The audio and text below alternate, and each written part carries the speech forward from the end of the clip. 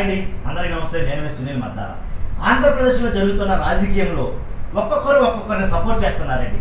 సెలబ్రిటీలేమో కొంతమంది, అలాగే లెజెండరీ అనిపించుకున్న వారు కొంతమంది, వ్యాపారవేత్తలు కొంతమంది, ఒక్కొక్క పార్టీని అయితే సపోర్ట్ చేస్తారు. కొంతమంది అభ్యర్థుల్ని స్పెసిఫిక్గా కొంతమంది అభ్యర్థులే సపోర్ట్ చేస్తారు.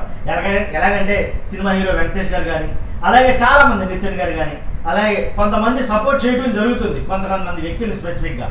సో అలాంటప్పుడు ఎవరైతే హైదరాబాద్ ఉండే అసదుద్దీన్ ఓవైసీ ఆయన వైఎస్ఆర్సీపీని గెలిపించని డైరెక్ట్గా సపోర్ట్ చేయడం జరిగింది. అంటే వైఎస్ఆర్సీపీకి సపోర్ట్ చేయడం జరిగింది. ఎలా అంటే అసదుద్దీన్ ఓవైసీ తెలిసింది అందరికీ, ఆయన ఏది చేసినా వివాదాస్పద వ్యాఖ్యలే చేస్తాడు. అలాంటిది ఒక పార్టీని గెలిపించమని ముక్త కంఠంతో ఏకదాటిగా చెప్తున్నాడు ఆయన అసదుద్దీన్ ఓవైసీ. ఎందుకంటే మోడీని ఢీకొట్టే సత్తా, బీజేపీని ఢీకొట్టే సత్తా ఒక జగన్ గారికే ఉంది. అది జగన్ గారికే సాధ్యం. కాబట్టి చంద్రబాబు మోడీని ఎదిరించలేడు. చంద్రబాబు మోడీకి తొత్తు.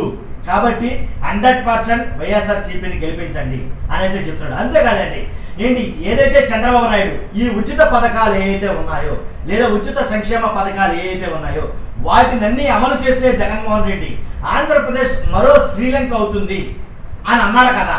అలాంటిది మరి చంద్రబాబు నాయుడు కూడా మళ్ళీ అవే హామీలు అంతకు మించి అంతకు రెట్టింపు ఎలా ఇస్తున్నాడు ఇప్పుడు?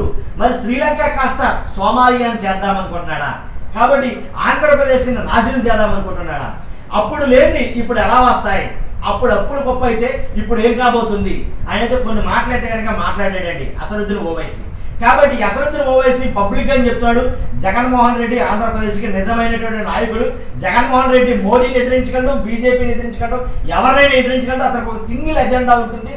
కాబట్టి వైఎస్ఆర్సీపీ వస్తేనే ఆంధ్రప్రదేశ్ రాష్ట్రంలో సంక్షేమం అనేది జరుగుతుంది అనేది కనుక ఏదైతే తన అభిప్రాయాన్ని వినిపించాడు. సో ఆ విషయం మీకు చెప్తాను, నేను ఈ వీడియో చేస్తాను. చూస్తున్న మీరు అందరూ కూడా మర్చిపోద్దు, మనం ఎలాంటి ఇంట్రెస్టింగ్ పొలిటికల్ టాపిక్స్ వీడియోస్ని మేము ముందుకు తీసుకురావడం ప్రయత్నిస్తుంటాం.